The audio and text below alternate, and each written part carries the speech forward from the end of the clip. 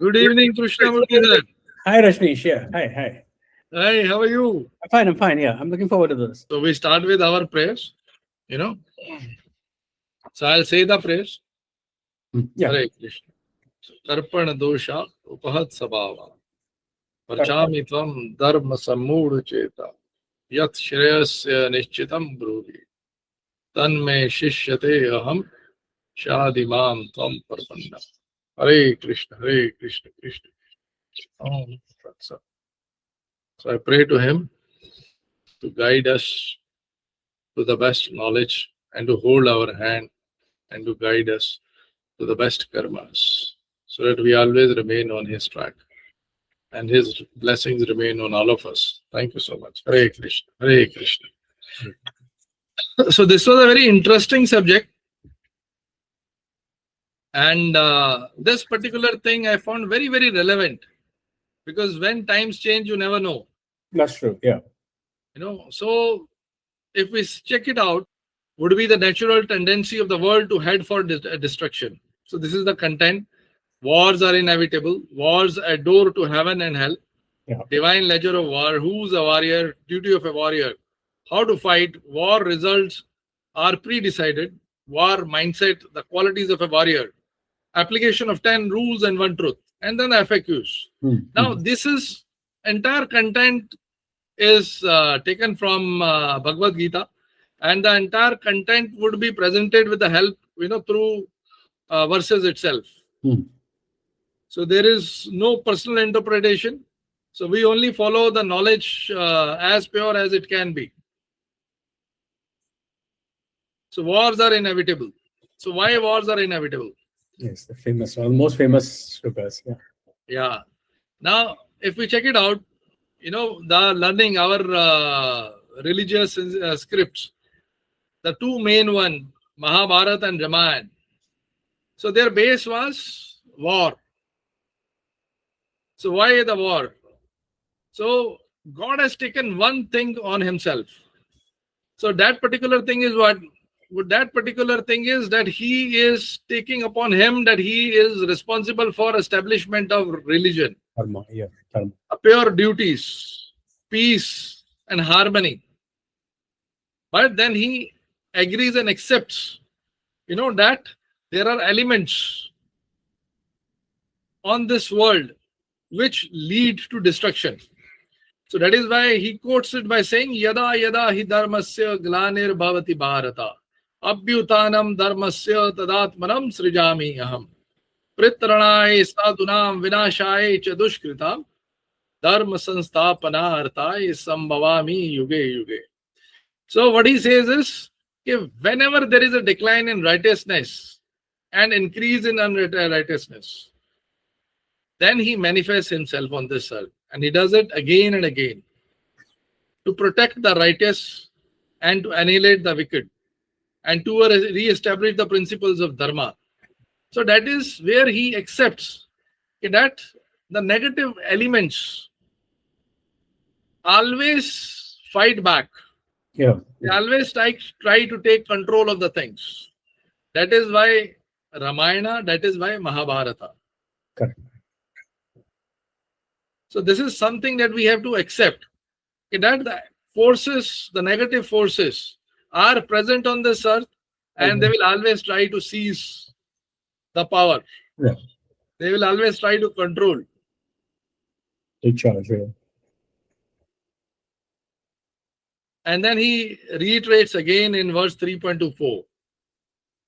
Utsidehur ime loka na kurya karma chedaham sankarasya cha karta syam upahanam ima praja.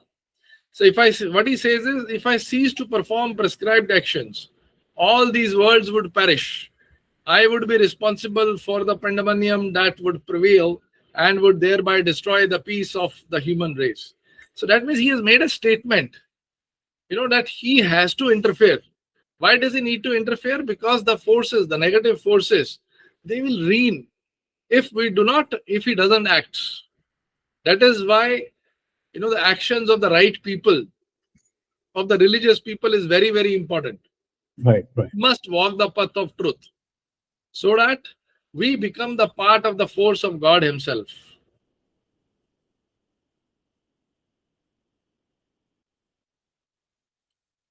Yeah.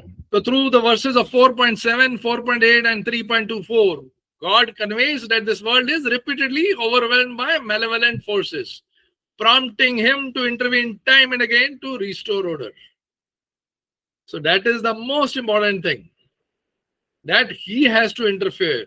Until that time, He gives the opportunity to the right people, to the religious people, to act on His behalf. Right. To take corrective actions, to teach, to train, tell people what is right, what is wrong. And then he goes on to say, if the right people they act, then what happens? So yadrachya chopannam swargdwaram pavratam sukhina kshatriya parth labante yuddham midrisham.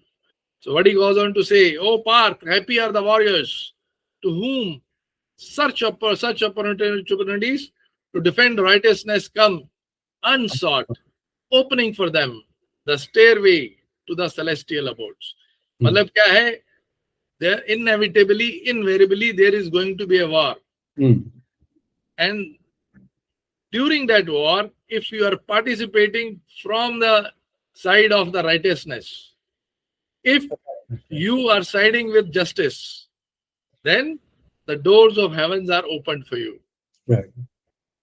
So one should always keep that in mind. Yeah. Then again, at chetvam imam dharma sangramam na karishyasi tata swa dharma kirti chahitva papam va apsasi. So he again warns also, if you refuse to fight this righteous war, abandoning your social duty and reputation, you will certainly incur sin. So what happens is, a lot of people, they say, I don't want to fight, I just want to relax. Yeah, they talk about non-violence without even understanding its meaning. I know, it's true.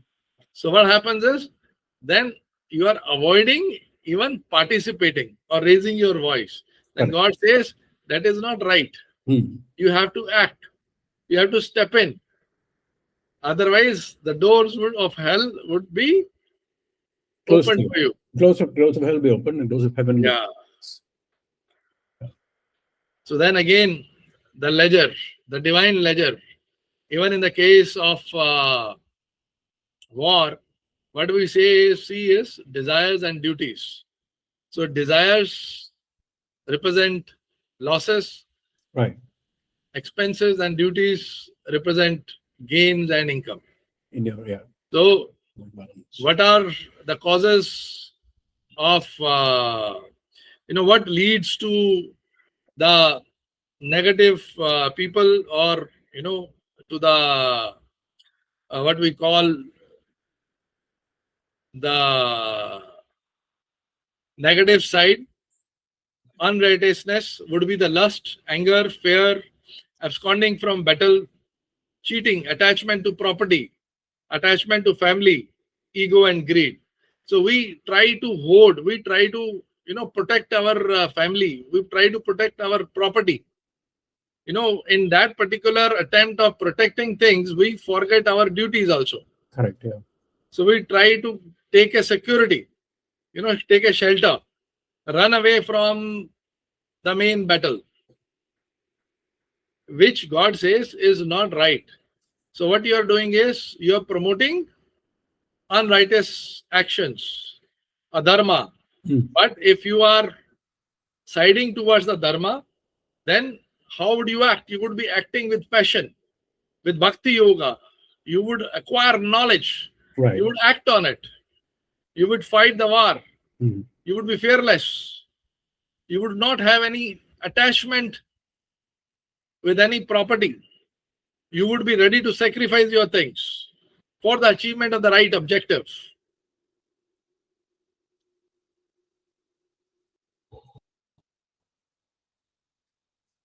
So who is a warrior? So warrior is, so God has given 4 categories. Kshatriya, Brahmana. Yeah. Right? You had shared that on the Facebook itself. Yeah. Right? So that category, so now he has given the characteristics of a warrior. So, warrior is somebody who is naturally compelled to fight, who is built to fight. So God says you are a warrior and you have been built to fight. You are like a robot. Right. Yeah. And your system has been built and it will prompt you to fight. But because of your fear or your attachments, if you do not fight, this will also fail, because you would be prompted to fight and you will definitely take up arms. Yeah. you will definitely take up the arms. Yeah. Yeah. And you will definitely enter the battlefield, Really. because you have been built like that. Yeah. Because you are a part of the warrior clan. That is the characteristic that God has given to you. Right. Yeah.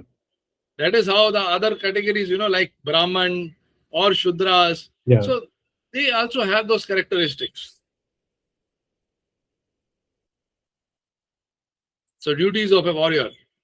Now, duties of warriors are what?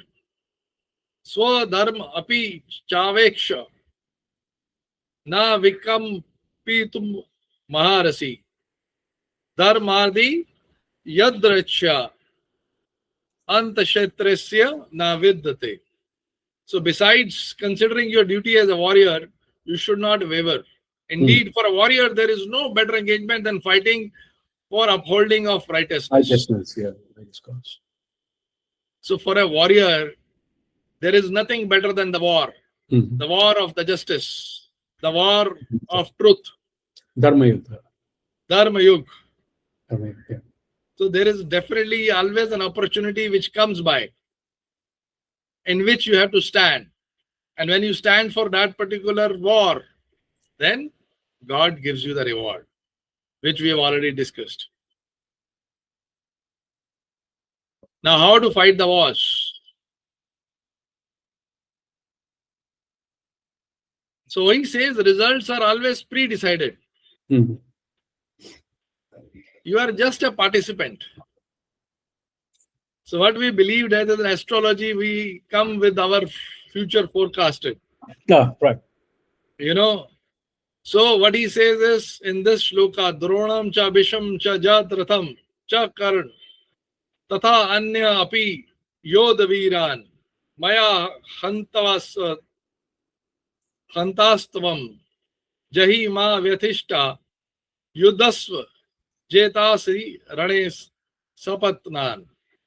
So what he says is Dronacharya, Bhishma, Jayadratha, Karna and others brave warriors have already been killed by me. Therefore slay them without being disturbed. Just fight and you will be victorious over your enemies in the battle. So he says that the future is already predicted. It is only your test whether you would like to stand or not. Right, right. So just be fearless and stand and you do your duty. That he says while for working also. Karmane vi adhikaraste ma phaleshu kadachara.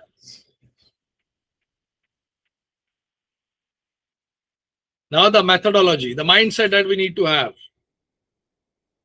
So he says, Sukh dukhe samay kritva labha labho jaya jao tato yuddhai jayudasva na evam papam va apsasi. So even following, the shloka which says that the future is already forecasted, it is already predicted. So you just have to do your duty without fear, without worrying about what's going to happen. Worrying about, sorrows, losses and gains. You just step in and perform your duty. Embrace your duty without unwavering commitment, perceiving joy and sorrow, loss and gain, victory and defeat as equals. By fulfilling your responsibilities in this manner, you will remain free from sin.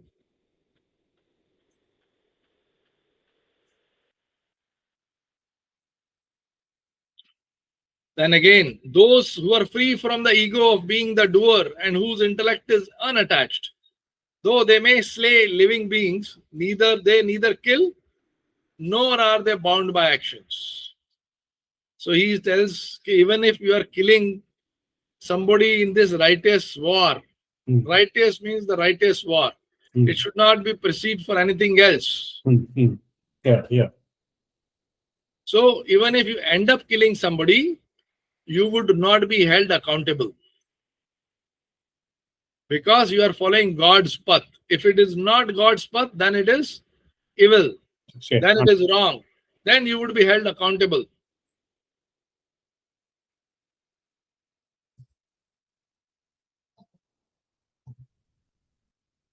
Then again he says, Tasmat sarveshu kaleshu ma manusmar yuddhacha ma arpito manor buddhi ma meva eshyasi asanchyam. So that is what he says. Therefore, always remember me and also do your duty of fighting the war with mind and intellect. Surrender to me and you will definitely attain me. Of this, there is no doubt. So when you are fighting, remember him and surrender yourself to him. And just remember the goal that you have. Work towards that. And then God has already reiterated, he has already committed that the doors of heaven would be open to you. Open to this person, yeah. So when the doors of, then he is again reiterating the same thing. That if you remember me and fight the justified war, by surrendering your mind and intellect to me, you will definitely attain me. Right. And there is nothing bigger than attaining him. Yeah. The qualities of a warrior. Yeah, now it comes. Yeah, so now is the quality that we were discussing earlier. Yes. This is right. Correct. So valor, strength, determination, skill in warfare, an unwavering commitment to never retreat from battle, generosity in charity, and the ability to lead, these are the inherent qualities associated with the work of Kshatriyas. Means these are the people, those who have the ability to lead. They are the ones, those who are full of zest, of passion. And they are the ones, those who can guide and lead others. Right, yeah. They can protect their community. They are the ones, those who can uphold the honesty and the truth, the value system. Yeah. They are the ones, those who lay the ground of the value system. The culture, the community is identified by their valor and their strength, by their actions. There's a famous statement, no, I think it was by Churchill. Courage is the foundation of all qualities because it makes all other qualities possible. Courage. Correct. So, yes. That's very apt. That is what God says. Yeah, it's very apt.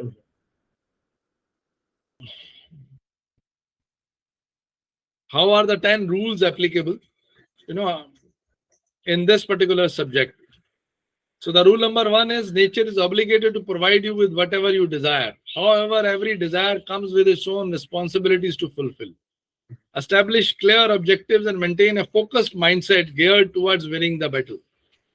So we visit this shloka again and again, where God has said, this world was created for you, but with every desire that you want, that you wish for, and that is provided for, you have a duty which has to be fulfilled.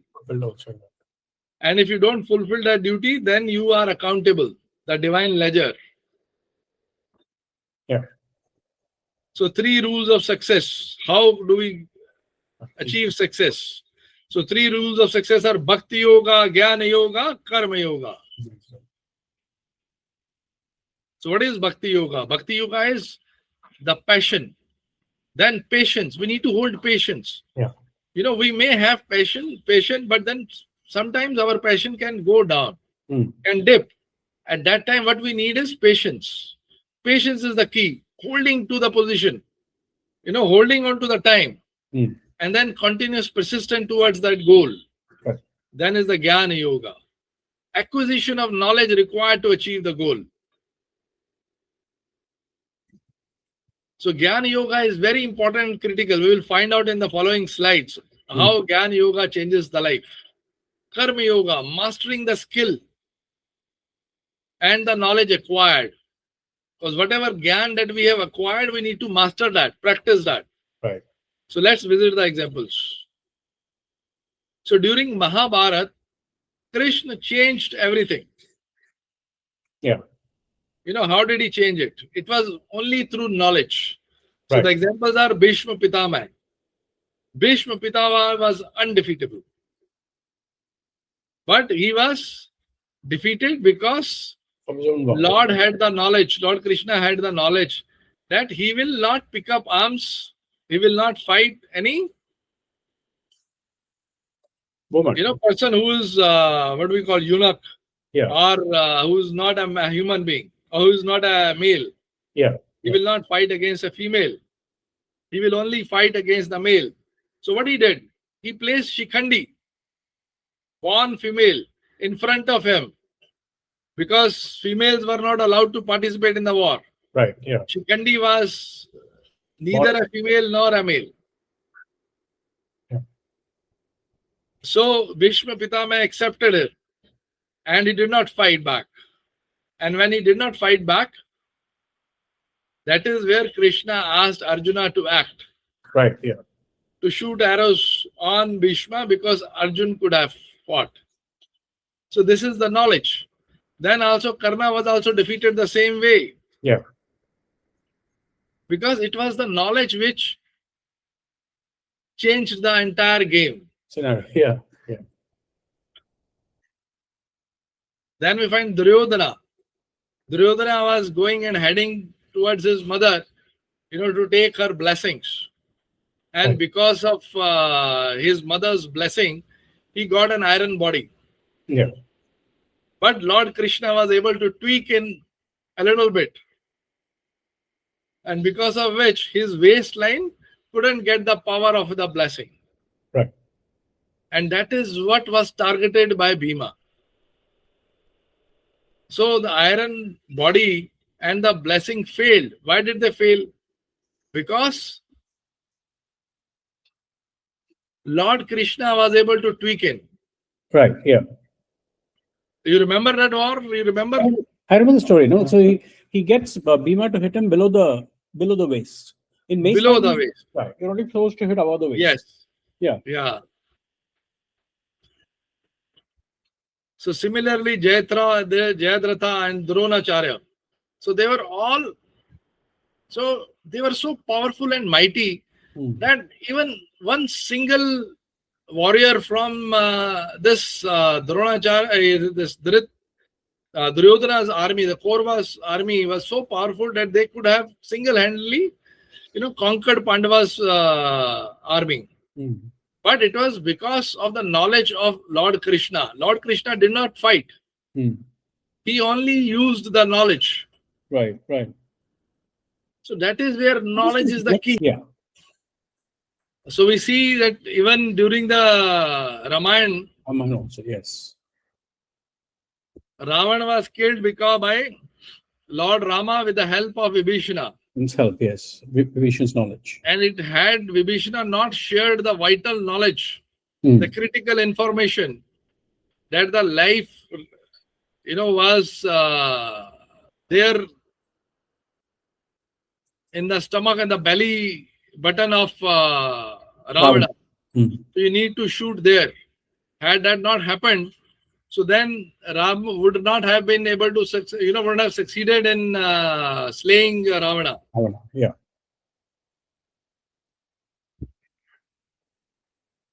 So now the three rules of failure: lust, anger, and greed. In fact, there was a scene in our society yesterday, night at 2 a.m. So one, rich brat. Now why a brat? A rich guy. So he came in at around 2 a.m. So he was knocking it at the door, and the poor watchman was, I think he was not doing his duty. He was sleeping. He couldn't reply to him at the right time.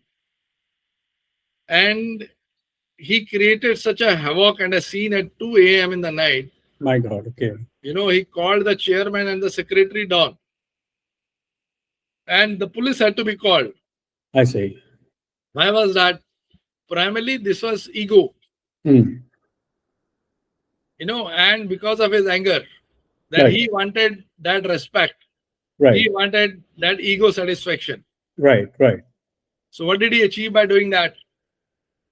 He had a massive fight. So we get so many examples of these kind of situations. Right, right. Yeah. So because of lust, anger and greed, Mahabharata happened. Because of Yeah. lust, anger and greed, Ramayana happened. Yes, yes. So we should identify it and we should remain away from these things. We shouldn't Mhm. indulge into fights unnecessarily. Yes. That is a learning from this. So 3 strengths required to fight the battle. Those 3 strengths are physical strength, mental strength, and speech. We need to know how to talk. We need to be very polite. We need to be very sweet. Otherwise, we will trigger unnecessary fights, Yeah, that's true. which will only drain our energies, nothing our. Mm. But, and then again, we have to be physically strong. If we are not physically strong, then we will not be able to stand up for the truth also. Correct. Yeah. So these are the critical things that we need to do. Then the eternal truth. Indriyani parani ahu indri bhay param mana. Manastu para buddhayo buddhe paratastu saha. The senses are superior to the gross body, and the superior to the senses is the mind. Beyond the mind. Beyond the mind is the intellect, and even beyond the intellect is the soul. So similarly, wars are of 4 types, starting with the basic needs. Like initially we used to have fights, for food, for water, Mm-hmm. which was primarily can be termed as senses, which are required for survival. Right. Yeah. Then we started having fights for territories, Comforts. to Yeah. acquire wealth, comforts, to gain more power. And then we started having fights for ideologies. Now, what is the ideological wars? Which are not required, Completely unnecessary. Yeah. completely unnecessarily. So what are those? That kind of mindset, kafir. He is a kafir, so kill him. Yeah. So they're instilling war unnecessarily. They're instilling, in the brains of the small kids also. Correct. Yeah. So what are they doing? They're laying the foundation of a big war. And then the war for justice and the truth, which is the soul level. Mm. That is what God says. If you do that, then you achieve God himself. Mm. But the devil people, what do they focus on? The Yeah. devil will focus on changing your mindset, conquering your mind. Yeah. Yeah. Now we have some FAQs. So why did Krishna use deceit to kill enemies? So I have this discussion with a lot of people. They ask this question. Mm. Since I discussed Krishna, so they come up with this. That Krishna killed people with deceit. Deceit. Yeah. So now I would like to point your attention to this. Refer rule number 1. One gets what one wants, but also has to pay his dues for every want exercised. Mm. So if you have wished for something wrong, Mm. so you were given that. But again, you are accountable for paying for those karmas, for those wishes. Correct. Yeah. So then you do not blame God when he exercises his power to punish you. Right. Had you wished something nice, had you done something beautiful, he would have given you something nice. But since you wished for something wrong, your karmas were wrong, so that is why you're getting the punishment also. Right. Yeah. But at the same time, punishment also happens when when God wants you to, rise in your life. Right. Yeah. That is not punishment. He's just giving you some difficult time, and he's again giving you the knowledge also. Right. He's Learning the correct protecting you lessons. also. Learning the correct lessons. Yeah. Huh? Learning the correct lessons at that point in your life. Correct. Learning the correct lessons.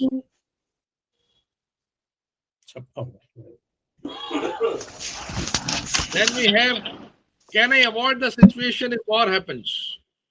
So, क्या हम इसको avoid कर सकते हैं? तो that God says कि no, अगर जंग हुआ, अगर war हुआ, तो you cannot avoid the situation. Why is that? Because ये यथा माम प्रपदन्ते तन तथा एवा भजमी अहम मम वर्तमा अनुवर्तन्ते मनुष्य पार्थ सर्वशः. What he says? कि one who follows the path of God knowingly or unknowingly, and God rewards as per your stand. भगवान बोलते हैं कि तुम मेरे पथ पे ही आगे चलोगे, चाहे जान के या अज्ञान से, पर चलोगे तुम उसी पे जहां पे मैं लेकर जाऊंगा तुमको. But if you side by the justice, by the honesty, then you will get the rewards.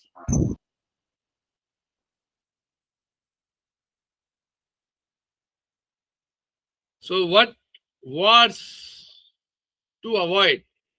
So कैसी तरीके की जंग हम अवॉइड कर सकते हैं? So what is that? Then he again says that कि अहंकारम बलम दर्पम कामम क्रोधम च संश्रिता माम आत्म प्रदेहेषु प्रादिशंतो अवसुकः. So what does that mean? Blinded by egotism, strength, arrogance, desire and anger, the demonic abuse me, who am present in their own body and in the bodies of others. So what he says is अहंकार की वजह से, शक्ति की वजह से, with their desire and anger, when God gives something, extra to people, so what happens? So what is here is blinded by egotism, strength, arrogance, desire and anger, the demonic abuse me, who am present in their own body and in the bodies of others. So what God says, I am present in everybody, the wrong people also, the right people also. But because of the ego and the power that is vested or gifted to them, people are blinded. Yeah. They say, yeah. So that is what God says, remain away from egotism. That is what I feel that, people, those who do not have much riches are luckier. Because अगर आपके पास में दौलत ज़्यादा होती है ना, so you get corrupted also. That's true. कि वो corruption का जो mindset हो जाता है ना, और वो power को misuse जो होती है, you end up hurting others and harming the environment. So you are lucky अगर आपको भगवान उतना ही पैसा दे रहा है जितना आपको चाहिए. Otherwise what happens that, जैसे भगवान ने यहाँ पे बोला, अहंकारम बलम दर्पम कामम क्रोधम ज संशिरिता. Thank you so much. Yeah, thank you. How did you find this? Was this quite interesting? Yes, definitely thought-provoking. One could say. Absolutely. Yeah, what I found on this was that God gives us the opportunity during the war, because Right. invariably the wars will happen. That's true. In fact, there's a famous study by R.J. Rummel where he points out that almost every year of human history there have been wars in some part of the earth or the other. There have always been wars. That's true. Yes. So wars are a part of, existence of this world. That is what we see, that Indian history was made because of wars. The religion scriptures were, they were created during the war systems, when the wars happened. So God wanted to establish something, and that is where he established during the war zone. Right, yeah. So anyway, thank you so much. Any questions that I can answer, sir? Nothing right now, but it's just keep it going, keep it coming and keep it going. So